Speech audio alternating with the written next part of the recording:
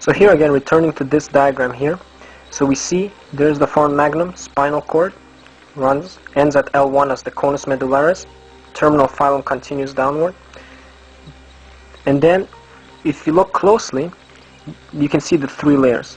So the pia mater is on top of, covering the spinal cord. I did not draw it here, but it's here.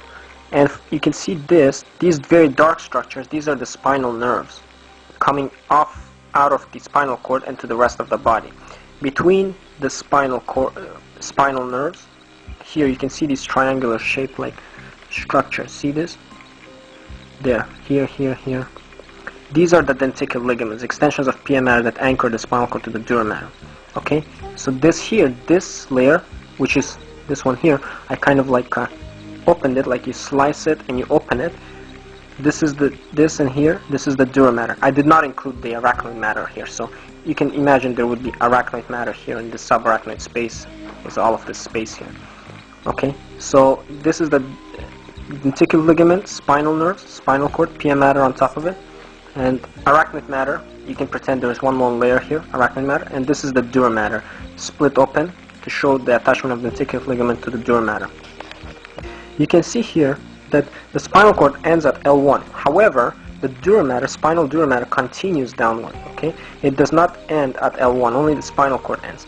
The spinal dura mater continues. It actually doesn't end here too. This diagram is not very showing accurately, but this dura mater, spinal dura mater, continues all the way down to S2. Here you can see C1, L1 end of the spinal cord as conus medullaris, terminal phylum in the center.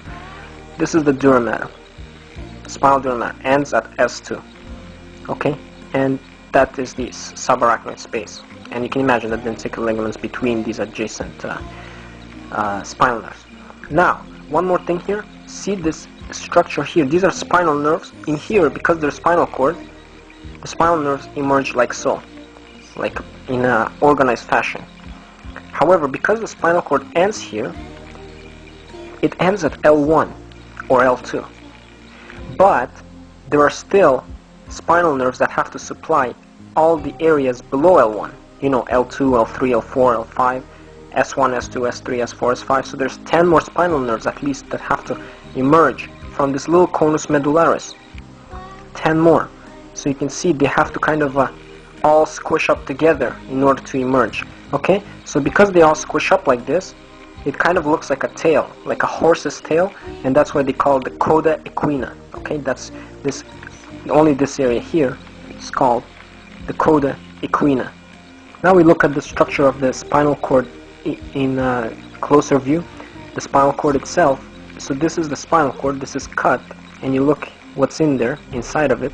So you see this area around is the white area. That's called the white matter.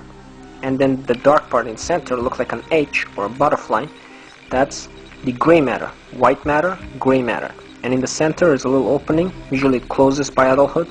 Central canal. Okay, now there are a bunch of grooves in the spinal cord. So this is looking at it from the front view, anterior view, and that's the back, posterior. Because this is the anterior, we say this is anterior median fissure. Fissure and sulcus, they both mean grooves. Fissure is a deep groove, sulcus is not a very deep groove.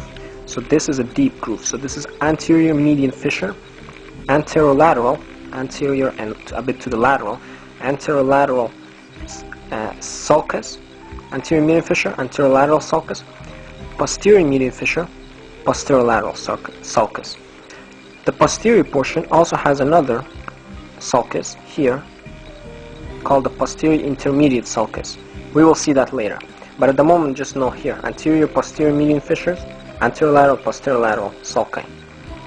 From the anterior, from the anterolateral sulcus emerge the rootlets. These are the nerves coming out from the spinal cord. From the anterolateral sulcus comes out the anterior rootlets. Anterior rootlets. From the posterior posterolateral sulcus comes out the posterior rootlets. So rootlets is plural, root is singular.